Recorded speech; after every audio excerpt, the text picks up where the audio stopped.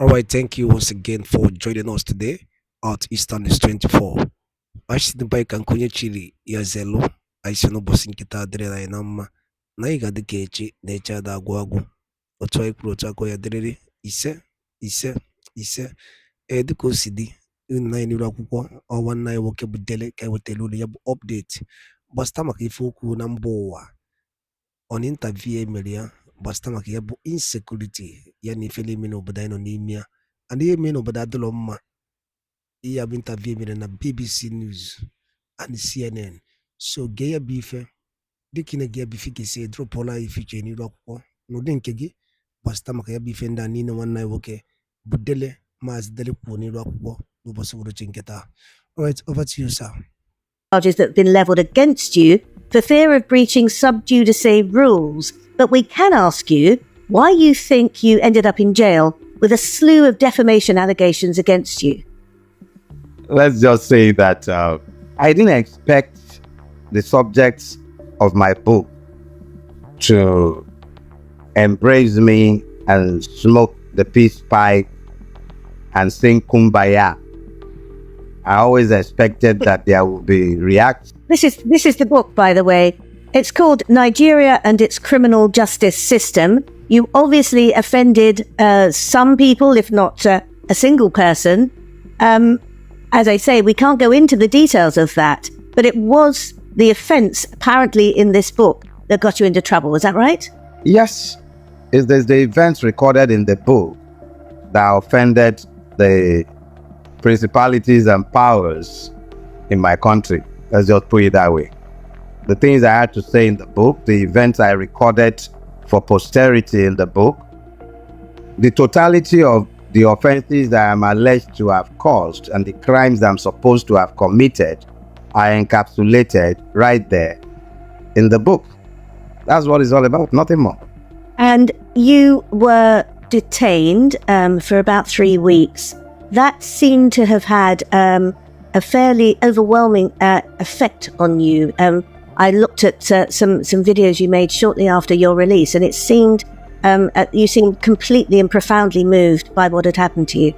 Let's say that, number one, the word detained in Nigerian lexicon speaks to the military era, where an individual could summarily, at his pleasure, have somebody detained.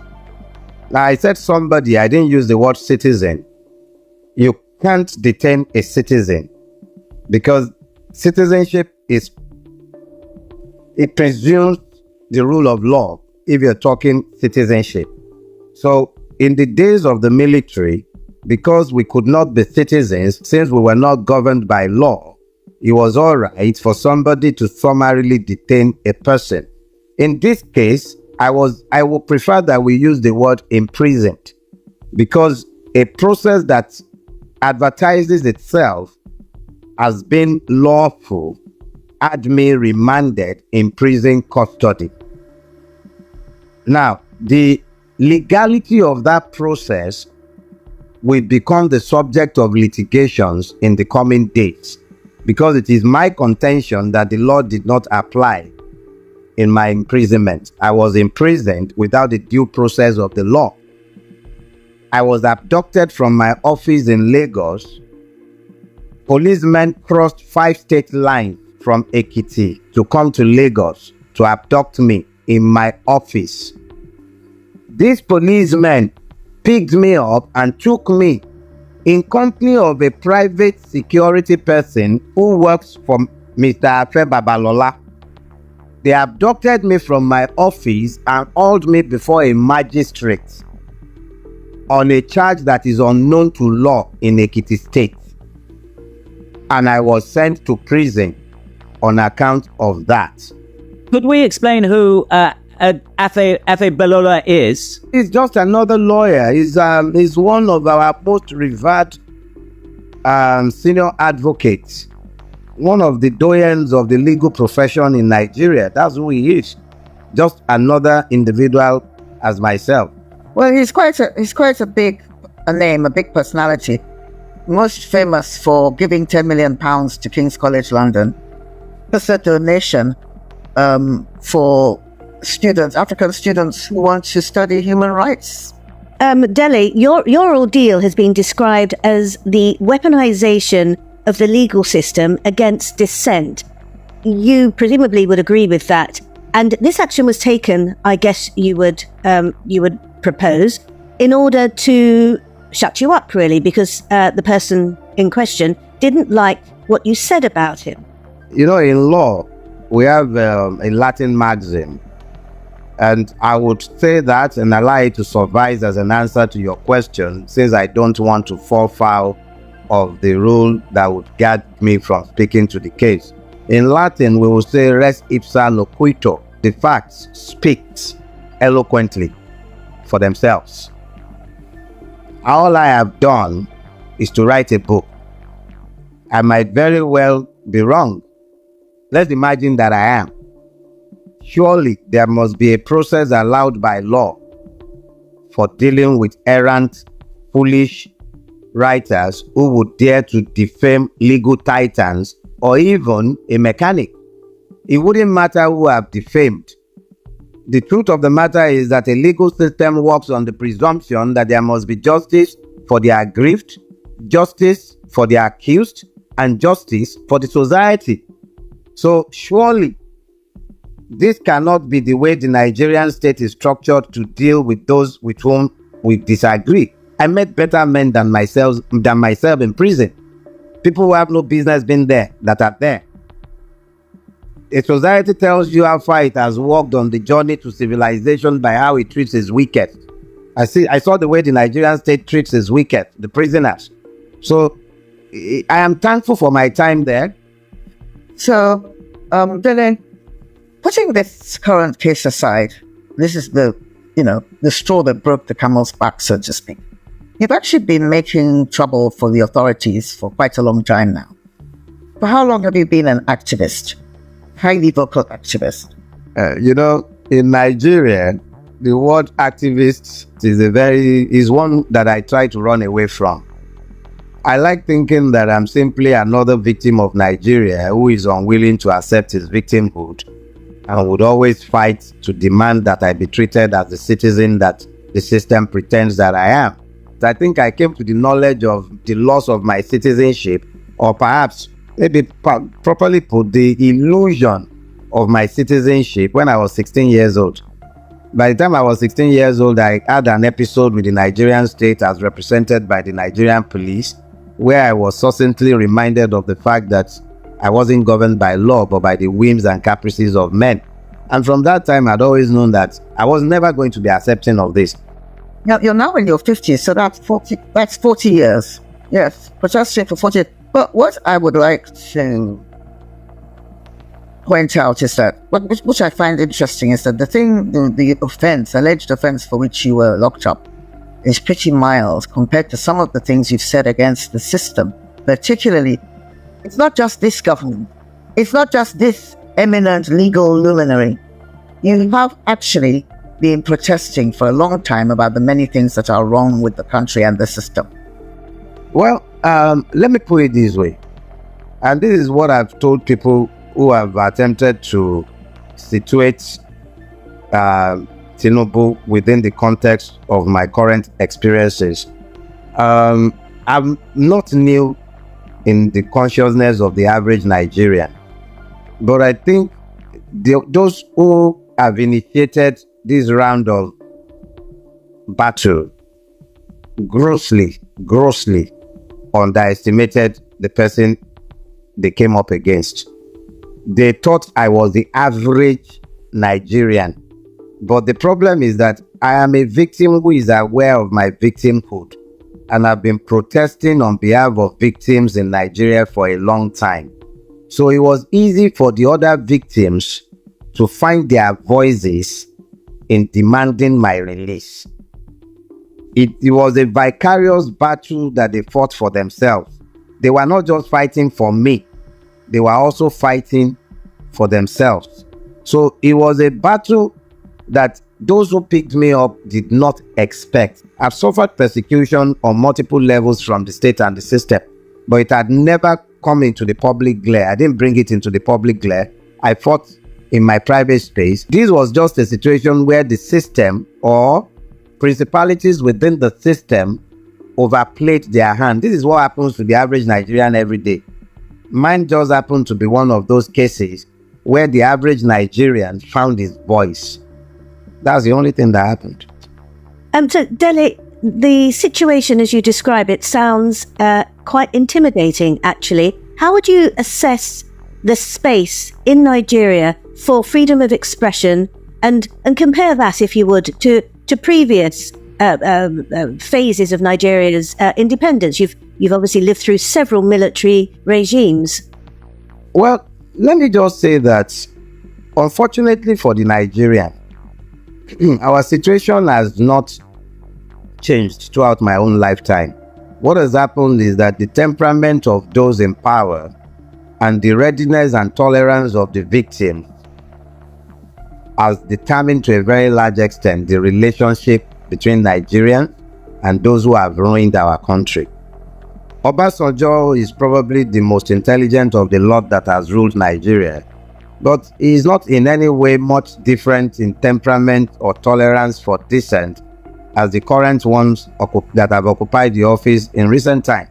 Their pretensions and delusions might differ, but the preoccupation of the men of power in Nigeria have never been different. They just want to keep the people supine while they continue to plunder the treasury and really do nothing for the people. Whether it's been the military or it's been the succession of bandits who have called themselves politicians, the reality is that the Nigerian situation has not changed. The Nigerian has never been governed by law. If a place is not governed by law but is governed by the temperament, whims and caprices of men, it simply means that that space is governed by impunity. Dele, how do you go about changing this then? Is it just down to the politicians? Or, I mean, why don't the lawyers take it on? No. The change must begin with those who should be citizens but aren't. I have been in the national consciousness for about a decade now, and the totality of my role in that space has been to awaken the consciousness of the people to the point where they realize that if Nigeria is going to be rescued, it will be because they, not the government, not the politicians, not Britain, not the US, not China. It will be because Nigerians found the grace to become. The biggest problem with Nigeria is that it is a country without citizens. When you don't have citizens in a country, you cannot demand patriotism of persons who are not citizens. So what we have, first of all, is a country that needs to be bettered first. The Nigerians have to have an understanding of the fact that this is their homeland. So they need to own it. It is when they own it that they will demand better, both of themselves and of their ruiners. We are the problems, but we are also the solution. Looking to our politicians for help or for change is a waste of time. You're a great believer in the people. The power of the people, which you feel is dormant, hasn't really been unleashed. Why do you think Nigerians are so complacent, cowardly even? I think that's a misstatement of the Nigerian reality. The unfortunate reality of the Nigerian is that we are all victims.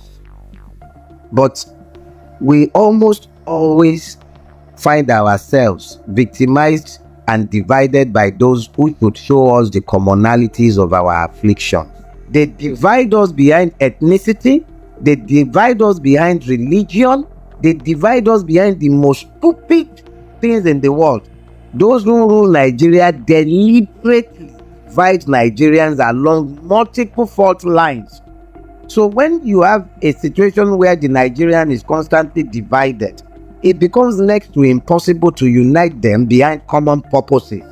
And when they cannot be united behind common purposes, it becomes easy for them to become long-suffering.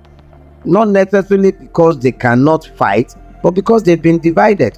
So when something happens to someone who happens to be from a different ethnic background, it's okay. You legitimize the evil because it's not one of yours. Well, that didn't happen with you, Dele. Let me stop you right there. That didn't happen with you. Because I had been deliberate over the course of my life in Nigeria to make clear that the ethno-religious fault lines are irrelevant to your victimhood as a Nigerian. All they merely did was to provide a platform by which Nigerians could find validation for the arguments that had been raising for a long time. The person who initiated my victimization is a Yoruba man just like myself. If he were to be an Igbo person or a Fulani person or an Hausa person or an Ijaw person, they would have found a way to couch this in ethno-religious terms. But the only thing that unites Nigerians without equivocation is our common victimhood. So I had a situation where what I had been preaching and shouting about for years was playing out in public glare. So that it didn't happen to me, that was what brought me to tears. The realization that the Nigerian has actually begun to find themselves. They started finding themselves because in speaking for me, I became a composite. The problem with Nigeria is that we've never identified whom the Nigerian is because we have multiple divisions of the Nigerian. But in me, it became easier for a lot of people to find themselves. I was a victim of the system against which I had railed for years. And what I had been complaining about was being done in full glare. That's what it was. When you were in custody, a lot of people were, well, not a lot, some people were saying that we should go and beg Afe Babalola, the man who put you in behind bars.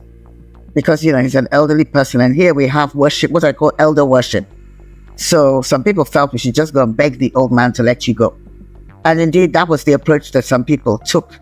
But when I spoke to you a few days later, shortly after your release, you made it very clear to me that you did not appreciate people begging on your behalf. How long? I know this is a silly question in some ways. How long would you have been willing to stay in prison? Well, put it this way. I did tell my wife, my lawyers, and a lot of my friends, in fact, everybody who came visiting at Ado-Ekiti prison, I told them very clearly that I didn't expect to come out until February. I knew that the system wouldn't be able to keep me beyond February because I knew I hadn't done anything to have deserved my abduction in the first place. But I had figured that the system might be obdurate and that it might take running through the entire system before I would be released. I did not, in good conscience, expect the level of support that Nigerians threw behind me. And I'll tell you straight up, without the level of support that the average Nigerian across the ethno-religious divide threw behind me, the demand for my release, the demand that the system should work properly and lawfully, I would have actually remained there until February. That I came out as early as I did is a testament to the willingness of the average Nigerian to speak for me. That was what overwhelmed me when I started weeping during my Sunday broadcast. But to be frank with you, I was prepared to be there until February. That was my expectation. And the picture you've painted of Nigeria today, Dele, is a pretty bleak one. But the rallying behind your cause seems to have given you at least some cause for optimism. Do you maintain that a new Nigeria is still possible? Oh, I died the day I stopped believing in that. I live in the hope that we can birth a Nigeria that our children can be proud of. I live in that hope. If I gave up on that hope, I'd flee Nigeria like other members of my generation and economic class. The average Nigerian middle class person is either planning to flee, or has fled. That is a class that has more or less disappeared. I live in the hope and faith and believe that it is possible to birth a Nigeria that can be a first world country. Ende ba ngwadalo di nenu kuni siwede sere di ya ne mene ba wono bosi wuro chinketa. Kifi wode ku basta maka ya be update.